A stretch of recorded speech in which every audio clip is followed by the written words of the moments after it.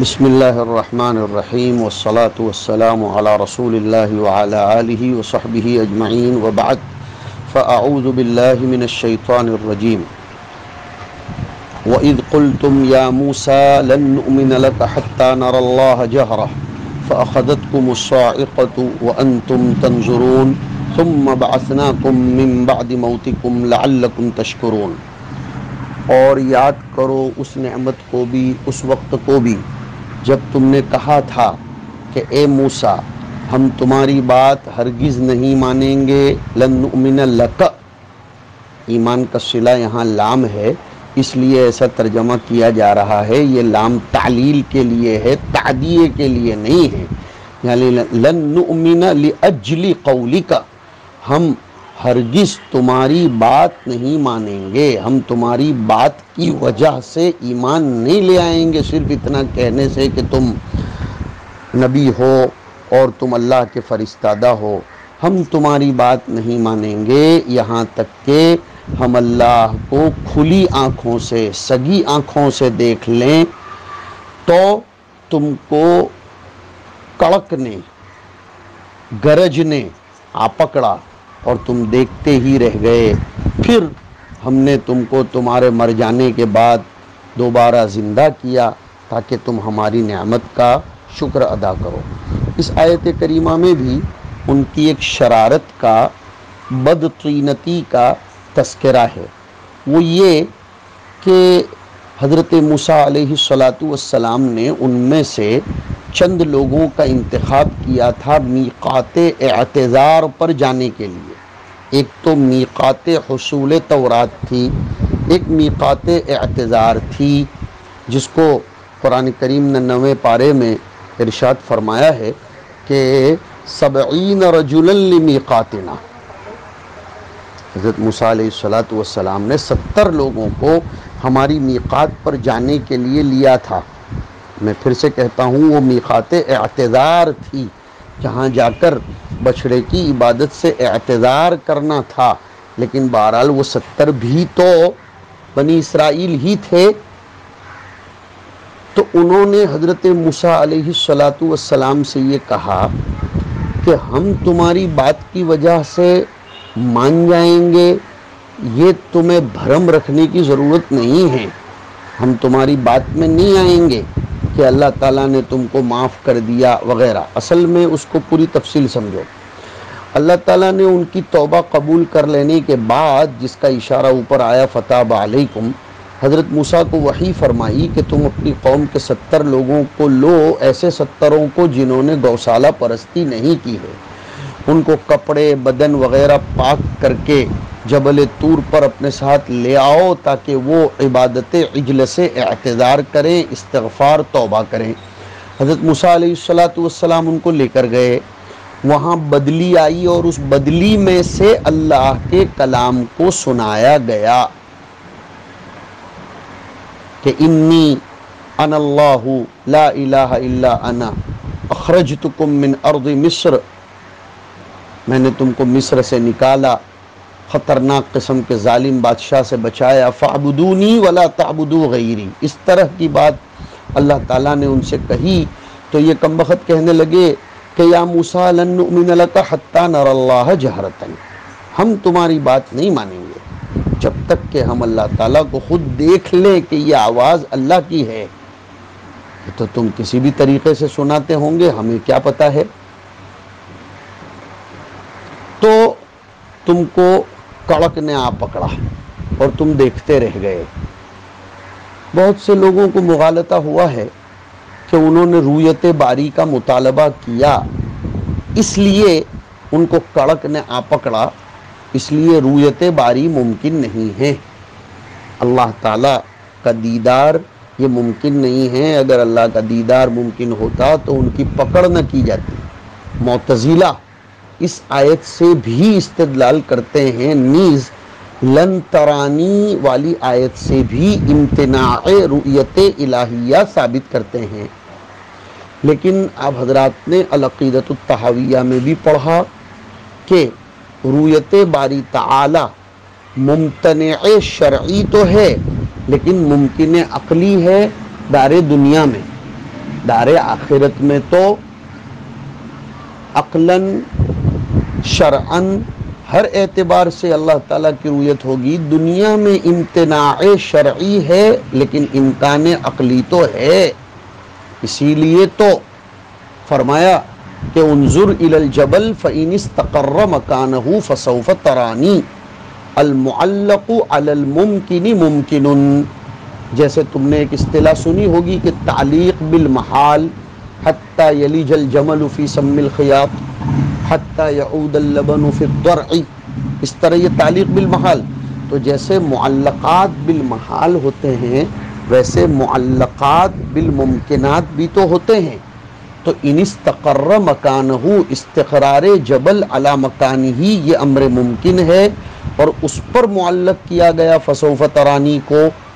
دوسری بات، حضرت موسیٰ علیہ السلام کے دل میں رؤیت خداوندی کا اشتیاق پیدا ہونا یہ خود اس کے ممکن ہونے کی دلیل ہے. فطرت سلیمہ ایسی ہی چیزوں کو، میں نے قید لگائی فطرت سلیمہ ایسی ہی چیزوں کی خواہش اور تمنا کرتی ہے جو از قبیل ممکنات ہو. محال کی تمنا اور توقع دل میں پیدا ہی نہیں ہوتی. اور جہاں تک لن ترانی میں لن کے ذریعے استدلال ہے تو وہ لن تاکید کے لیے ہے، تعبید کے لیے نہیں ہے. جیسے ایک طرف تو آیا کہ وہ لوگ ہرگز مریں گے نہیں، لیکن انہوں نے تمنا کی تھی وَنَادَوْا يَا مَالِكُ لِيَقْضِ عَلَيْنَا رَبُّكَ. اب یہاں یہ جو سوال پیدا ہو رہا ہے کہ اخذ صاعقہ رؤیت باری کے مطالبے پر ہوا، یہی تو غلطی ہے. اخذ صاعقہ تو عناد کی وجہ سے تھا، نہ کہ صرف مطالبہ رؤیت کی وجہ سے تھا. دیکھو اگر رؤیت کے مطالبے پر ہی اخذ صاعقہ ہے تو موسیٰ علیہ السلام نے جب رؤیت کا مطالبہ کیا ربی ارینی انظر الیک، تو ان کی بھی پکڑ ہونی چاہیے تھی. لیکن دونوں سوال میں، دونوں مطالبے میں فرق ہے. موسیٰ کا سوال رؤیت والہانہ، عاشقانہ اور استدعانہ، نیاز مندانہ تھا، اور بنی اسرائیل کا سوال رؤیت متعنتانہ، معاندانہ تھا. جیسے کلاس میں اگر کوئی طالب علم اعتراض کرتا ہے عاشقانہ طور پر، نیاز مندانہ طور پر، تحقیق کے لیے، تو استاذ اس کی پیٹھ تھپ تھپا کر اس کی حوصلہ افزائی کرتا ہے، اس کو شاباشی دیتا ہے. اور اگر کوئی طالب علم معاندانہ استاذ کی استعداد کو جانچنے کے لیے یا اپنی صلاحیت بتانے کے لیے سوال کرتا ہے تو کبھی کوئی استاد اس کو درسگاہ کے باہر بھی نکال دیتا ہے. تو یہ نکال دینا کوئی اس کے سوال کی بنیاد پر نہیں ہے بلکہ اس کے عناد کی بنیاد پر ہے. تو یہاں اخذتکم الصاعقۃ یہ نر اللہ جہرتن کے سوال کی بنا پر نہیں. آپ اس سے پہلے بھی تو دیکھو کہ لن نؤمن لک حتی نر اللہ جہرتن، یہ ان کے عناد کی طرف لن نؤمن لک والا ٹکڑا اشارہ کر رہا ہے. فرق سمجھنے کی بہت سخت ضرورت ہے تاکہ کہیں ہم اس بہاؤ میں نہ آ جائیں. اہل سنت والجماعت کا نظریہ کیا بلکہ مسلک ہے کہ رؤیت باری ہمیں آخرت میں ہوگی.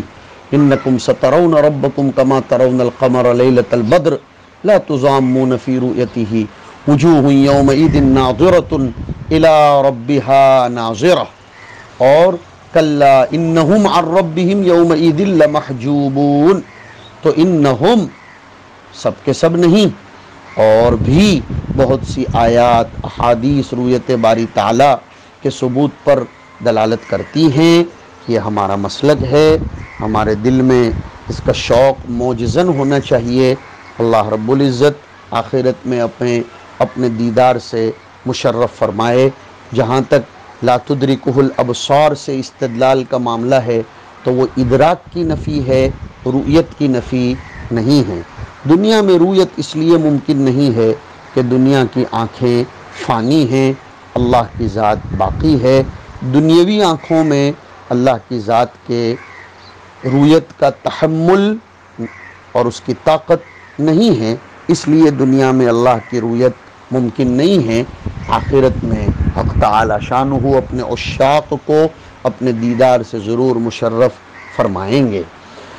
تو بنی اسرائیل نے یہ کہہ دیا تھا، یہ بھی ان کی شرارت تھی، اس لیے فَأَخَذَتْكُمُ الصَّاعِقَةُ، الصَّاعِقَةُ بمعنی الصَّيْحَةُ، فَمُتْتُمْ یا فَمِتْتُمْ، مَاتَ يَمُوتُ مَاتَ يَمَاتُ، تم مر گئے۔ یہ ان کا مرنا موت اجلی نہیں تھا، یہ ان کا مرنا موت درسی تھا، موت عبرتی تھا، اس لیے بعد میں ان کو دوبارہ دنیا میں پیدا کیا گیا۔ اس بنیاد پر اعتراض نہیں کیا جانا چاہیے۔ وَأَنْتُمْ تَنْظُرُونَ، تنظرون کا مفعول بھی نکالا اس لیے کہ نظر فعل متعدی ہے۔ وَأَنْتُمْ تَنْظُرُونَ مَا حَلَّ بِكُمْ، حَلَّ بمعنی نزل، تم دیکھ رہے تھے کہ تم پر کیا عذاب اتر رہا ہے، تمہاری کیا گت بن رہی ہے۔ تمہیں خود کیوں دکھایا گیا؟ ایمان استدلالی میں تو تزلزل ممکن ہے، تم کو تو ہم نے ایمان شہودی کروایا کہ ثم بعثناکم، موسیٰ علیہ السلام نے سفارش کی تھی، وہ 9ویں پارے کی آیت پڑھیے، فلما اخذتهم الرجفة، حضرت موسیٰ نے آگے سفارش کی اس کے کلمات، قال رب لو شئت اہلکتهم من قبل وإیائی اتہلکنا بما فعل السفہاء منا ان ہی الا فتنتک تضل بها من تشاء وتہدی من تشاء انت ولینا فاغفر لنا وارحمنا وانت خیر الغافرین۔ یہ جو سفارش موسیٰ علیہ السلام کی ہوئی، اس لیے ہم نے بعثناکم احییناکم من بعد موتکم، تمہاری جو موت درسی اور عبرتی تھی ہم نے تم کو زندہ کیا، لعلکم تشکرون، مفعول بھی نکالا نعمتنا، تم ہماری نعمت کو، کون سی نعمت؟ بذالک یعنی بالاحیاء بعد الموت، اس نعمت کو تم یاد کرو، تم اس کا شکریہ ادا کرو اور ہمارے مطیع اور فرما بردار بن جاؤ۔ آگے مزید اللہ تعالیٰ کی ایک نعمت کا، ان کی بدمعاشی کا اور اللہ کی گرفت کا تذکرہ آ رہا ہے، وہ اس طور پر کہ وہ لوگ شام کے رہنے والے تھے، اصل سکان شام تھے، من کنعان الی مصر، یہ تم نے قصص النبیین میں پڑھا ہے۔ شام میں جبار اور عمالقہ قوم بس گئی تھی، اس لیے اب انہیں کہا گیا تھا کہ ادخلوا الارض المقدسۃ التی کتب اللہ لکم، انہیں جہاد کا حکم دیا گیا تھا، تو انہوں نے کمبختوں نے یہ کہہ دیا تھا اذهب انت وربک فقاتلا انا ہاہنا قاعدون، اور پھر ان پر سرزمین مقدس کو 40 سال تک کے لیے محروم قرار دیا گیا تھا انہیں،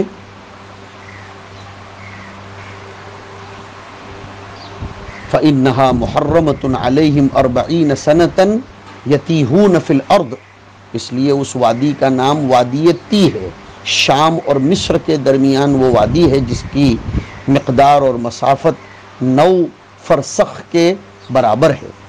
لیکن بہرحال یہ نبی زادے تھے، ولی زادے تھے، ان میں کئی انبیاء پیدا ہوئے تھے، اس کی روح رعایت کرتے ہوئے شان ارحم الراحمین نے ان کو دنیاوی رزق سے محروم نہیں کیا، اور ان کے لیے اس وادی تیہ میں بھی من و سلوہ کا انتظام فرمایا، ایک ستون سے روشنی کا انتظام فرمایا، اوراق شجر سے لباس کا انتظام فرمایا، اور چھال سے بال کاٹنے کا کام لیتے تھے، حلاوت من میں تھی، اور ملاحت کے لیے سلوہ دیا، اگر وہ اس کی ذخیرہ اندوزی نہ کرتے تو روایتوں میں آتا ہے بخاری شریف کی کہ گوشت کبھی بھی نہ بگڑتا اور ہمیں ڈیپ فریز وغیرہ لانے کی کوئی ضرورت نہ پڑتی۔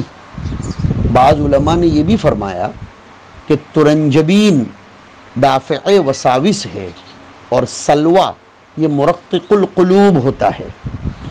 وہ لوگ وسوسے کی بیماریوں کے مریض تھے، لم کیف قال متا ماذا، آیا نا روایت میں کہ قیل و قال، کثرت السؤال اور اضاعت المال، ان 3 چیزوں نے تم سے پہلے لوگوں کو ہلاک اور تباہ و برباد کر دیا۔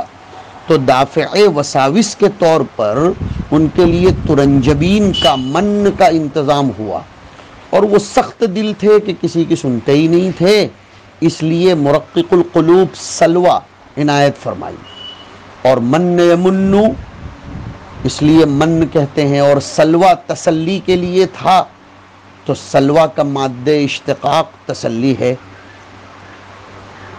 لیکن ان کو بدمعاشی سوجھی، وہ کہنے لگے لن نصبر علی طعام واحد، جو آگے آ رہا ہے۔ بہرحال اللہ پاک اپنی اس نعمت کی یاد دہانی کروا رہا ہے کہ وَظَلَّلْنَا عَلَيْكُمُ الْغَمَامِ، ہم نے تمہارے اوپر بدلی کو سایہ فگن کر دیا، غم یغم چھا جانا، اس لیے غمام کہتے ہیں، ہم نے تمہارے اوپر بادل کو چھایا فگن سایہ فگن کر دیا، اور ظللنا کا معنی نکالا سترناکم، ہم نے تم کو ڈھانپ لیا، بالسحاب الرقیق، ایک سحاب کثیف ہوتا ہے جس میں گرمی بہت ہوتی ہے، جیسے آج کل ہوتا ہے کثافت والے بادل، یہ گرمی لاتے ہیں، یہ ہے السحاب الرقیق۔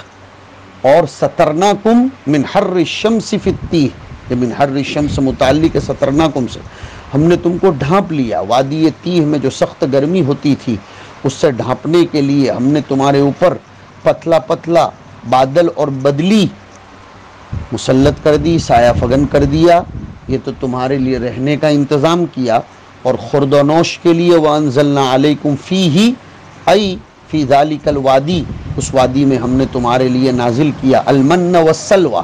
من و سلوہ کیا ہے؟ فرمایا ہم الترنجبین، یہ سفید شہد کے جیسی پتلی پتلی چیز ہوتی ہے میٹھی، والطیر السمانہ بتخفیف المیم والقصر، والطیر السمانہ، اور ہم نے تمہارے لیے ایک خاص قسم کے پرندے کا انتظام کیا، چڑیا سے تھوڑا بڑا، بلکہ کبوتر سے تھوڑا چھوٹا، چڑیا سے تھوڑا بڑا، ایسا ہم نے موٹا انتظام کیا پرندے کا۔ وَقُلْنَا، اور ہم نے کہا کُلُوا مِن طَیِّبَاتِ مَا رَزَقْنَاکُمْ، یہ قلنا قال اور قال کے مشتقات کا حذف مطرد فی اللغۃ العربیہ، مقدر مانا جاتا ہے، قال اور اس کے مشتقات کو اکثر و بیشتر اس کو حذف کر دیا جاتا ہے۔ ہم نے تمہارے اوپر من و سلوہ اتارا اور ہم نے کہا کہ کلوا من طیبات ما رزقناکم، تم کھاؤ ان پاکیزہ اور ان مستلذات میں سے جو ہم نے تمہیں دی ہیں، لیکن ولا تدخروا، تم بے صبرے مت بننا، حریص مت بننا، ذخیرہ اندوزی مت کرنا۔ لیکن وہ کب مانتے؟ فکفروا النعمت، انہوں نے نعمت کی ناشکری کی، وادخروا اور ذخیرہ اندوزی کی، فقطع منہم یا فقطع اللہ منہم، ان سے یہ نعمت کو ختم کر دیا گیا۔ اللہ فرماتے ہیں ہم نے تھوڑا ان کا کچھ بگاڑا تھا، انہوں نے ہی ہمارے حکم کو نہیں مانا، اس لیے ان کی اس نعمت کا انقطاع ہو گیا۔ وما ظلمونا بذالک، ایسا کر کے انہوں نے ہمارا کچھ نقصان نہیں کیا، ولکن کانوا انفسہم یظلمون، مگر وہ خود اپنے آپ پر ہی ظلم کر رہے تھے، باعتبار ما یعول کے وہ اپنے آپ پر ظلم کر رہے تھے، لأن وبالہم علیہم، اس لیے کہ اس کا وبال انہی کو ہونے والا تھا کہ مادہ رزق جس کے اوپر ان کا تمام تر دار و مدار تھا، بغیر معونت کے، بغیر کسی مشقت کے ان کو دنیا میں مل رہا تھا، اور اس غیبی رزق کا عقبہ میں کوئی حساب بھی نہیں ہونے والا تھا، ایسے مادہ رزق کو انہوں نے اپنے عدم توکل علی اللہ کی بنیاد پر منقطع کروا دیا۔ اس لیے کہ ادخار یہ اشارہ ہے کہ انہیں توکل نہیں تھا، تو اللہ تعالیٰ نے ان کے اس مادہ رزق کو منقطع کر دیا۔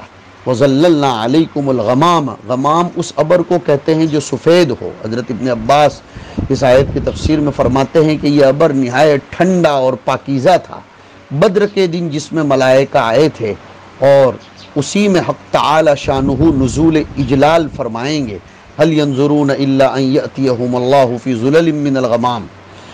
ابر اصل میں دو قسم کا ہوتا ہے، ایک ابر وہ ہے جو بخار یا دخان کے انجمات سے ظاہر ہو، اور ایک وہ ابر ہے جو عالم غیب اور عالم مثال سے بغیر کسی سبب ظاہری کے ظہور میں آ جائے۔ یہ ابر اسی دوسری قسم کا تھا، اس لیے ان کے لیے کوئی گرمی کا اس میں پریشانی کا مسئلہ نہیں تھا۔ تو یہاں بھی ان کی شرارت ظاہر ہوئی۔ اللہ رب العزت موقع تو دیتا ہے، بڑوں کی نسبتوں کا خیال کر لیتا ہے، لیکن جب وہ خود اپنی نسبتوں کو گم کر دیں تو فرمایا وما ظلمونا ولکن کانوا انفسهم یظلمون۔ اللہ تعالی ہمیں احسان شناس بنائے۔ صلی اللہ علی النبی الکریم۔